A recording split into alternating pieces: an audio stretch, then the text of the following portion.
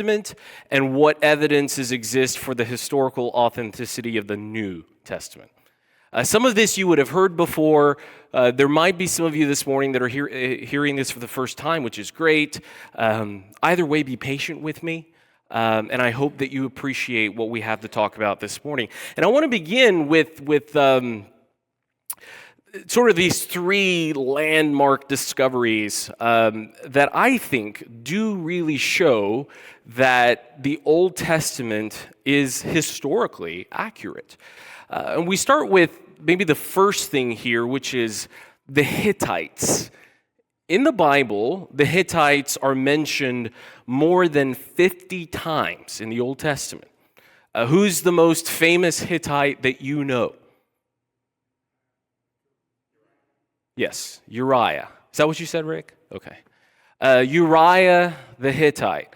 And it's unfortunate that he is the most popular one because of the circumstances around it, but unfortunately, that's just how it is.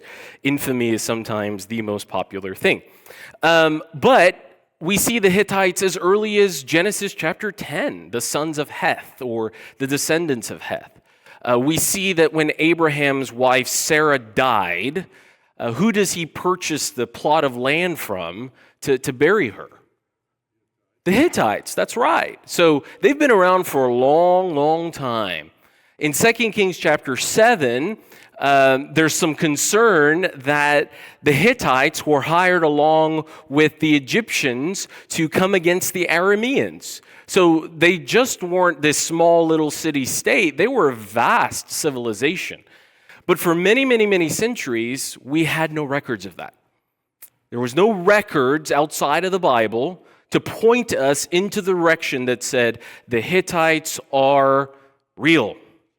Okay? They are an Indo-European people, a major power in the ancient Near East from the 17th to the 12th centuries BC. So this is just before the time of Abraham. Think of that, the Exodus and so on and so forth.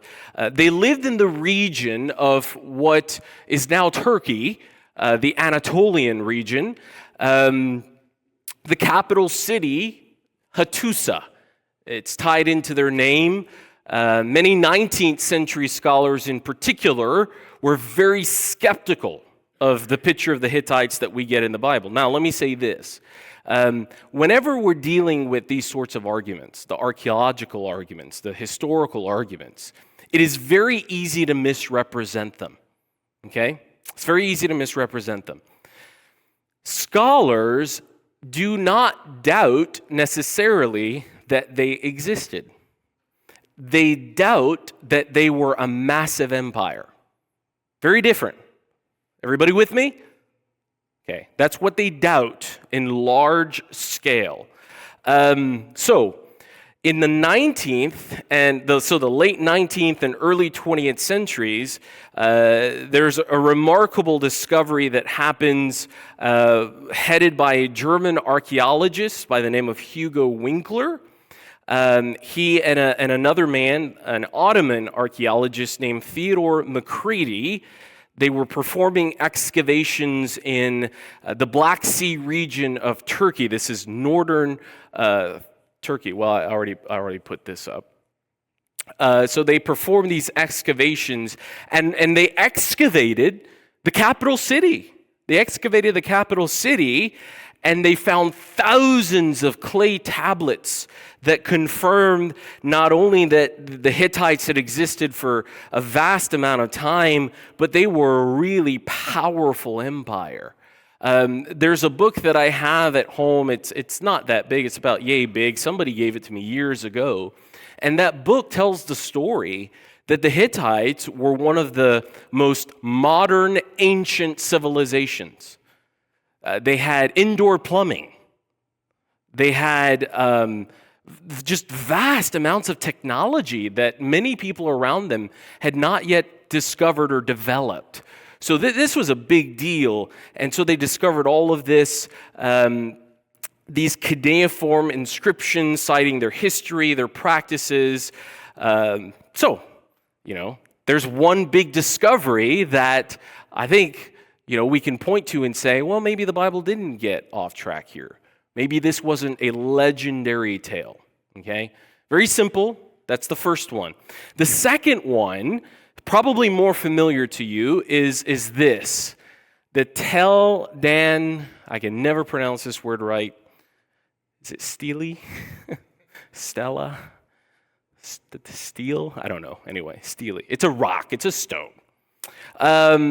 So David was doubted for some time as well. There was questions about whether his existence was real, whether it was made. And by the way, that's very common when you're dealing with skeptics, right? There's a very fascinating thing happening right now, even in some Christian movements and Christian circles, where people believe that Adam and Eve were sort of a metaphor.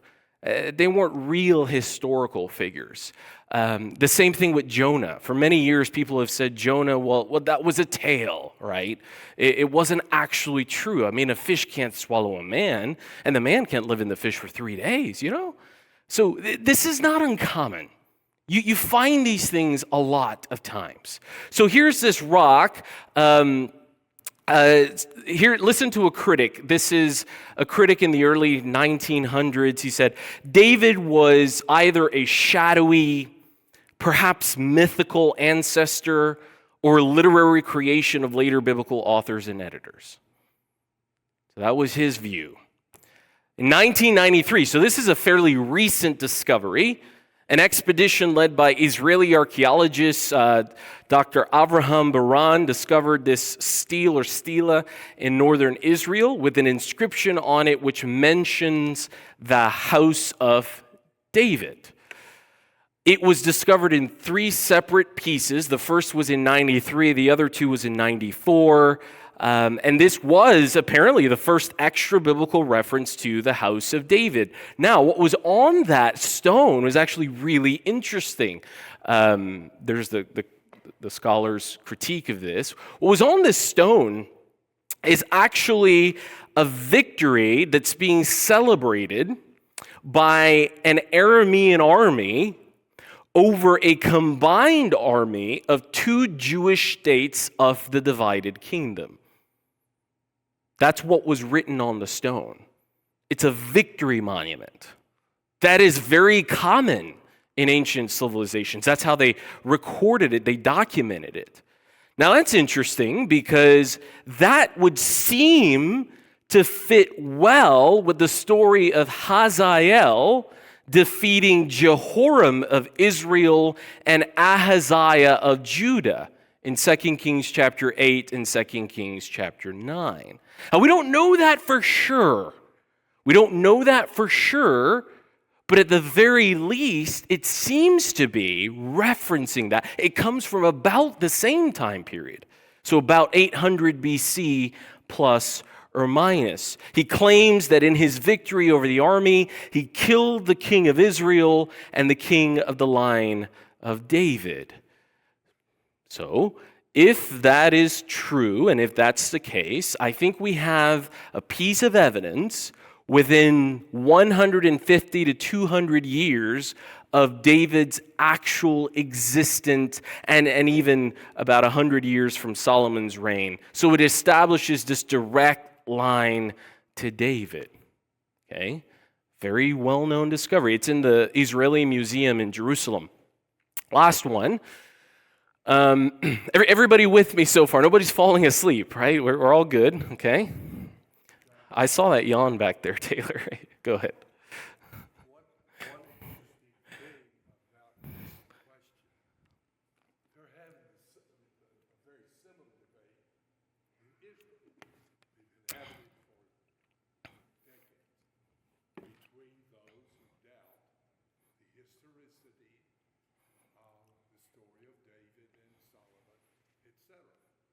On the other hand, you've got those who are very supportive of archaeological work.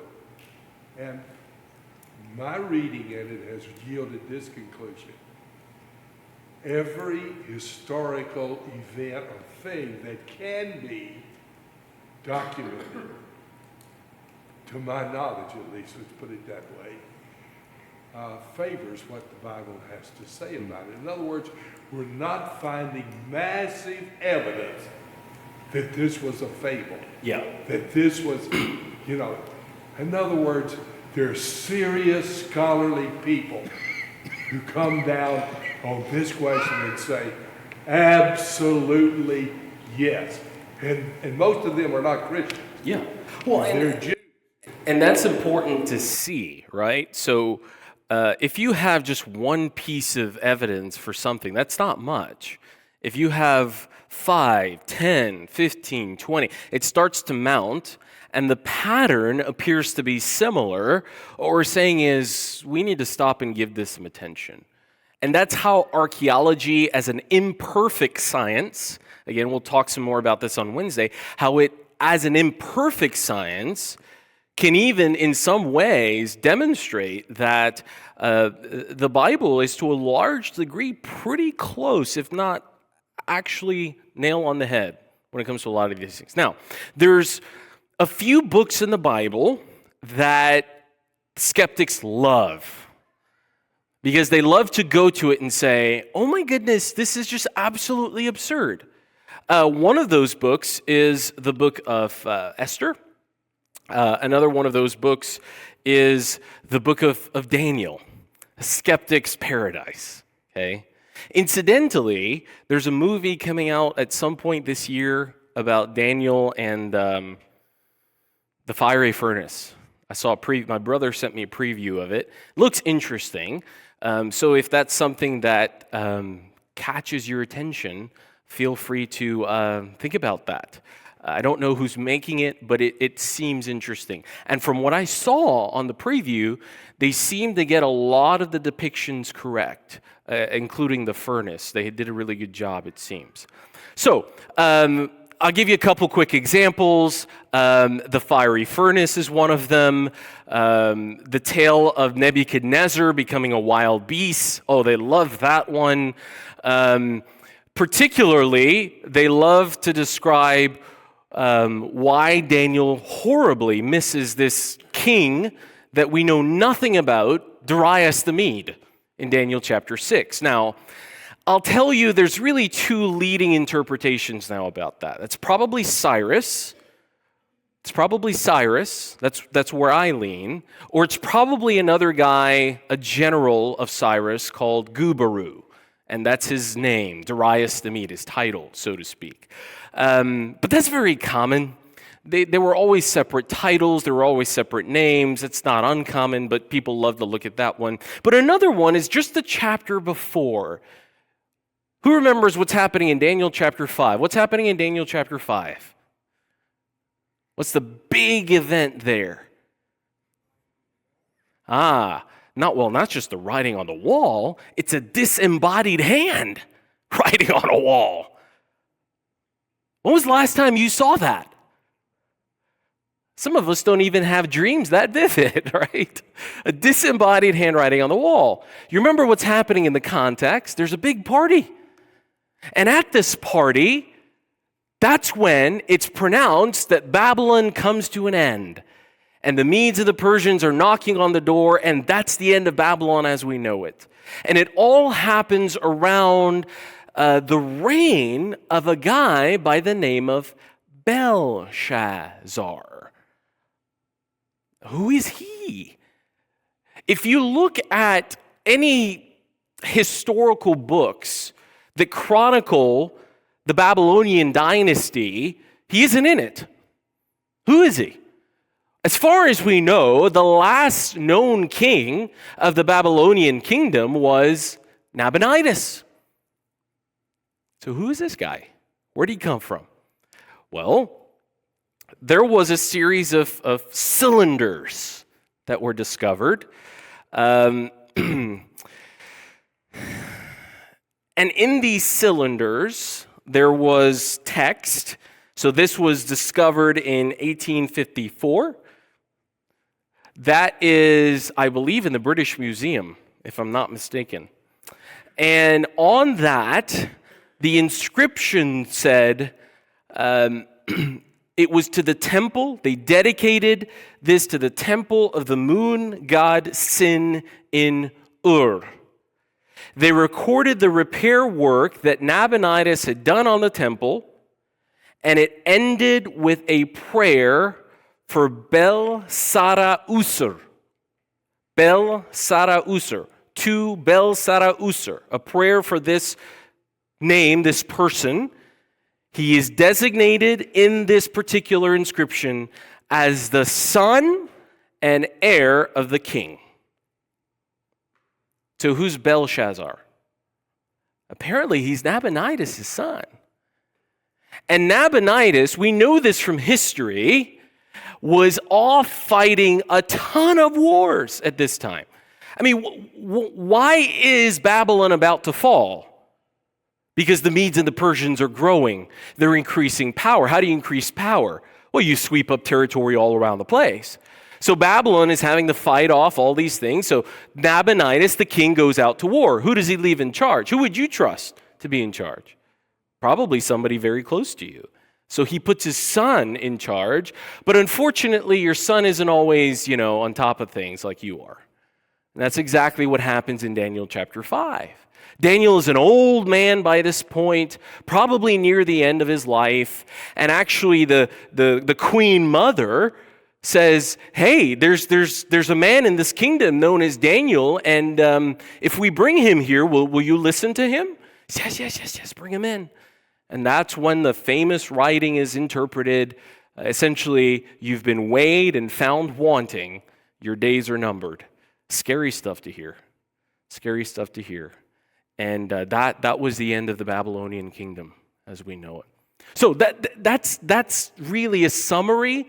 I am not going to give you, all the others. That's not the point here. My point is simply to show you that there have been discoveries, some of them not too long ago, that are actually pointing us into direction that I don't think the Bible is really interested in just making up stuff to make stuff up.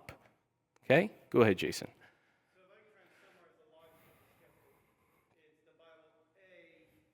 Presents information that doesn't fit on what we on the quote-unquote accepted timeline of events in film characters, or nothing that we know of matches what's in the Bible. So there's a gap there that we can't corroborate. Right.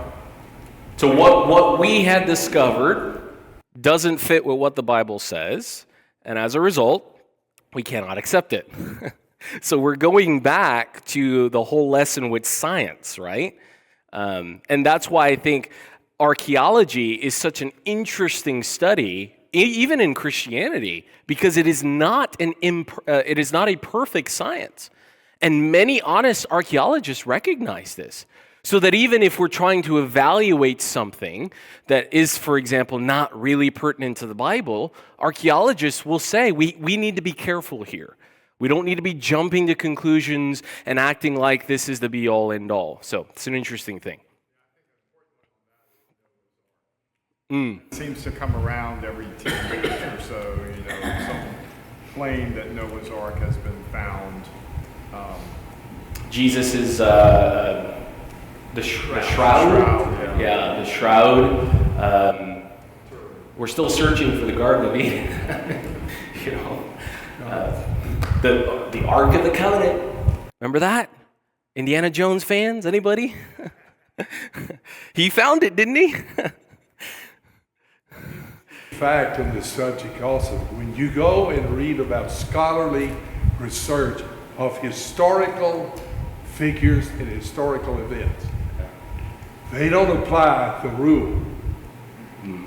In other words, the rule for a lot of this criticism of the Bible is that what we know we can't find in the Bible. Right. Well, folks, if you're going to use that paradigm as your governing principle, you can eliminate most of the ancient historical books. Yes. So in other words, we got a double standard where they're talking about stuff that scholars want to depend on about Rome, about the ancient civilizations, et cetera, et cetera. You apply one standard, but over on the Bible you apply another. Now, I don't mind that to some degree, in the sense that what they discovered through secular history is not as important to the human race as the Bible is. So we accept a higher standard. But it's interesting to note that when, for instance, in the New Testament, the amount of manuscripts or pieces of things that have been uncovered number into the thousands, whereas Cicero or some Roman Seneca or those who wrote about Roman history, we may have 3 or 2, sometimes only 1 source. So, very good points, and I actually want to extract something from there as we move on. You know, it's kind of like the argument of, do you tend to see pride more in yourself or more in other people? Which one is easier to see? In other people, right? Let me suggest to you that is also true for consistency of arguments. It is very easy to see in other people when they're being inconsistent with their arguments. And we don't see that we're also doing the same thing. So part of why we're doing this is, as we see that, let's be sure that we're also looking at ourselves to make sure that whatever arguments we are making, they're not inconsistent either.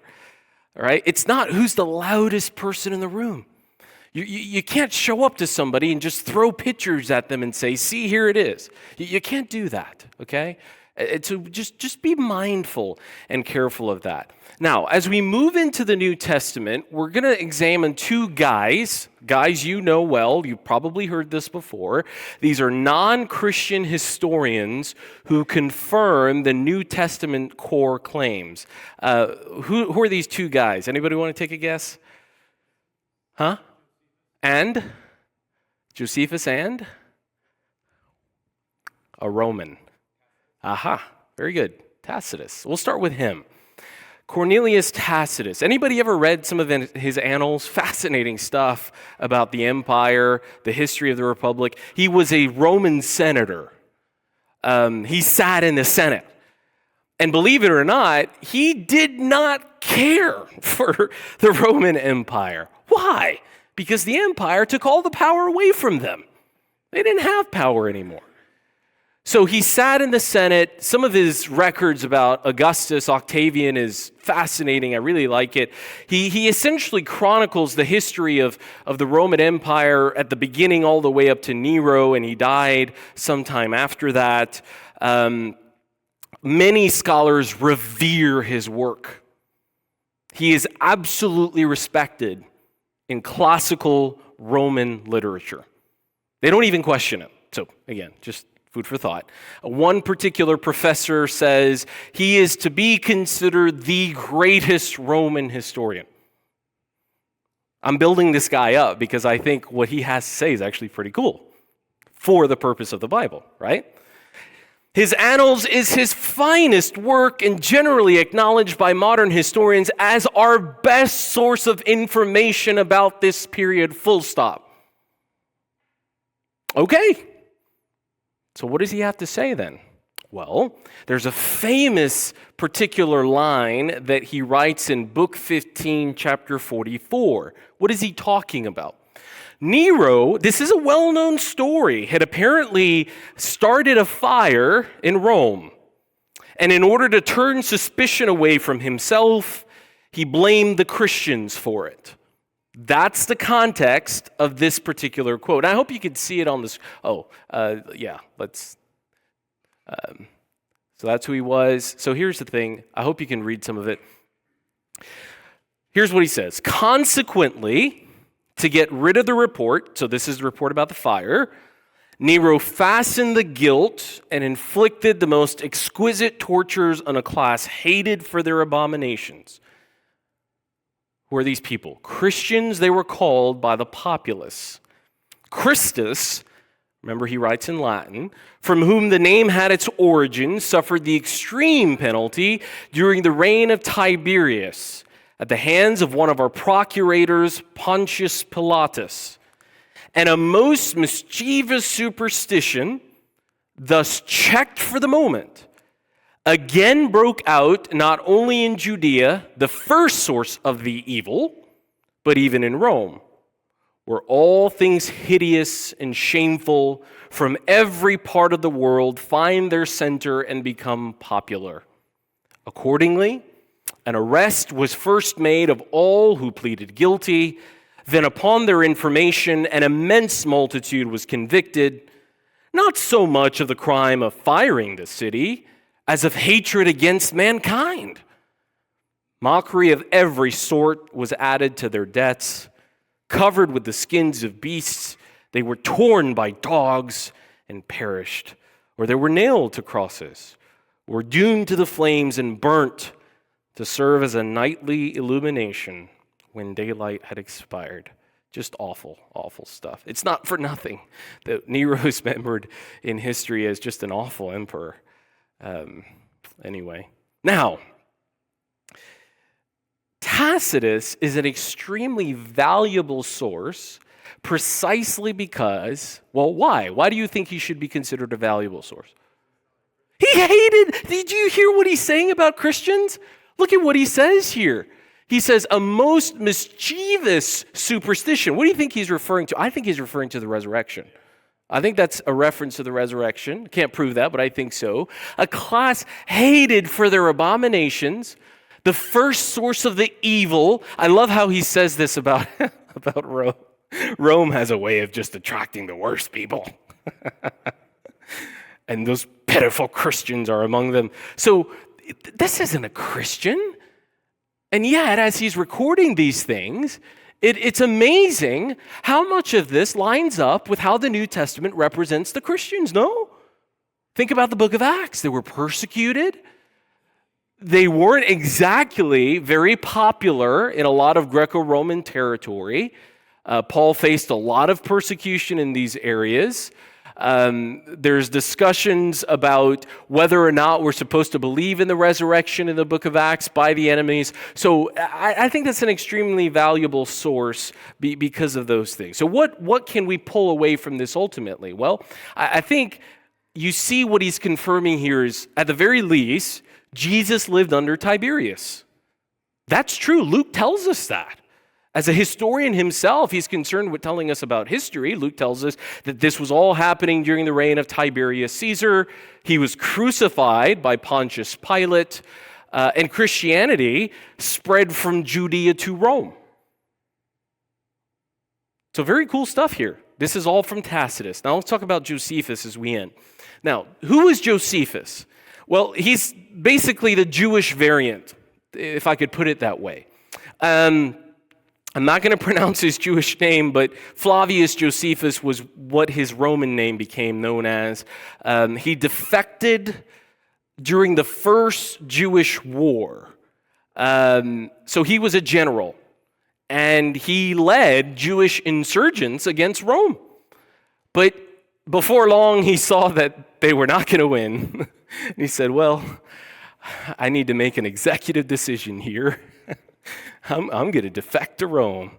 And actually, he became close friends with Titus, Vespasian's son. Titus is the one who destroyed Jerusalem, put it down in absolute prejudice.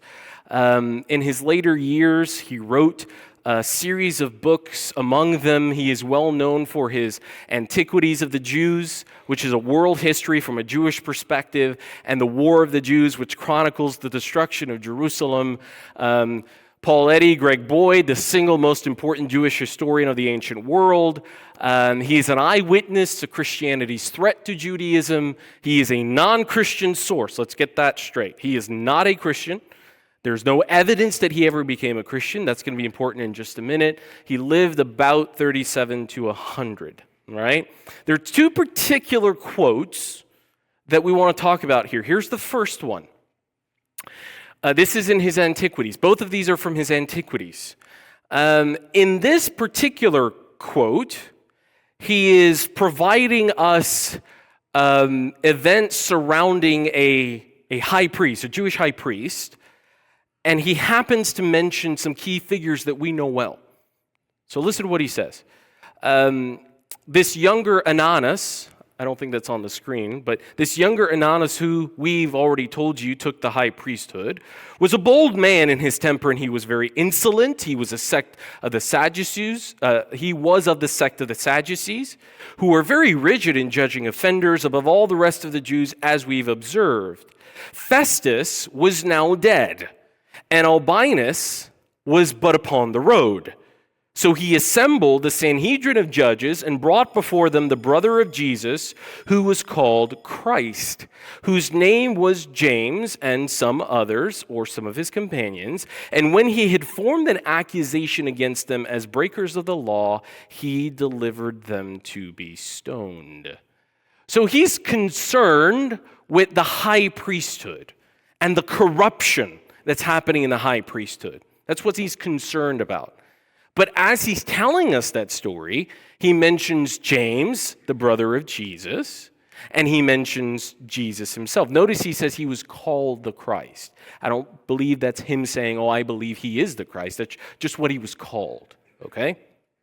So I think we can look at Acts 15:13 where James comes up, Galatians 1 verse 19. Apparently he's a real figure.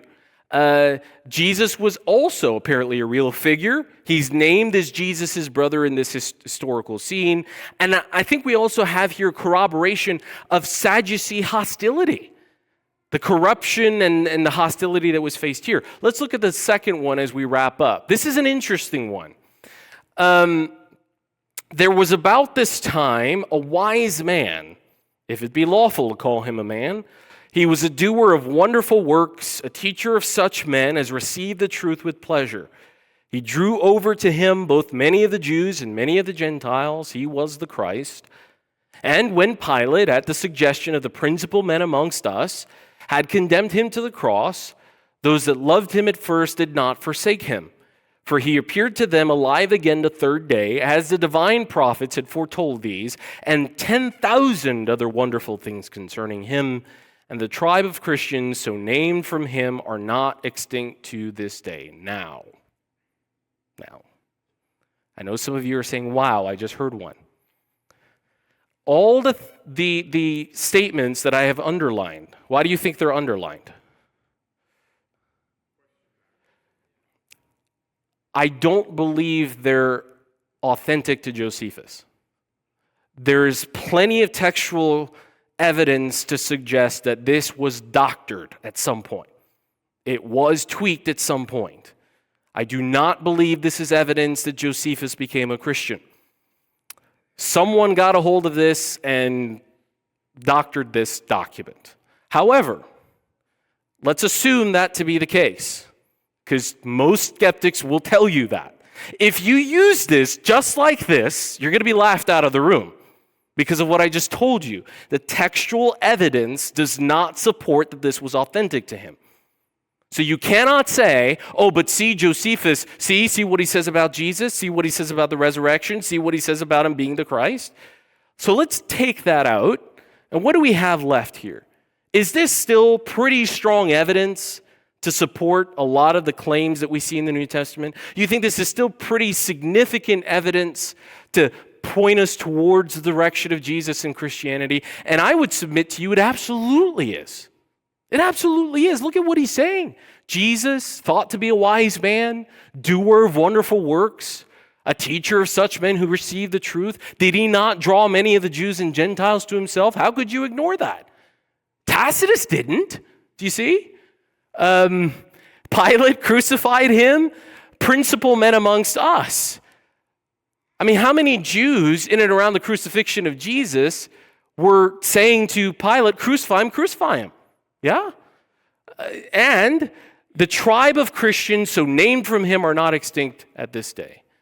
So I think even when you take the underlying portions out, what we have here is potentially deity claims or resurrection, but definitely crucifixion, attachment to the Christianity movement, and miracles and signs, okay? So, I leave you with that. I hope it was worthwhile. Next week, what we're going to do is we're going to talk about how the Bible as a whole, the actual Bible, if we just read it from beginning to end, how that provides strong evidence that it's a different book than most other books. And then the last particular section of this apologetic study about the Bible, we're going to examine the bibliographical evidence, essentially how we got the Bible and why we can trust that as essentially saying to us, we can be sure what we have today is the real deal, the authentic thing that God wanted us to have. All right? Look at those questions, because what I didn't talk about, I want you to talk about on Wednesday. That's why we have questions. And I hope that you have some very good conversations. Thank you for your time and your attention.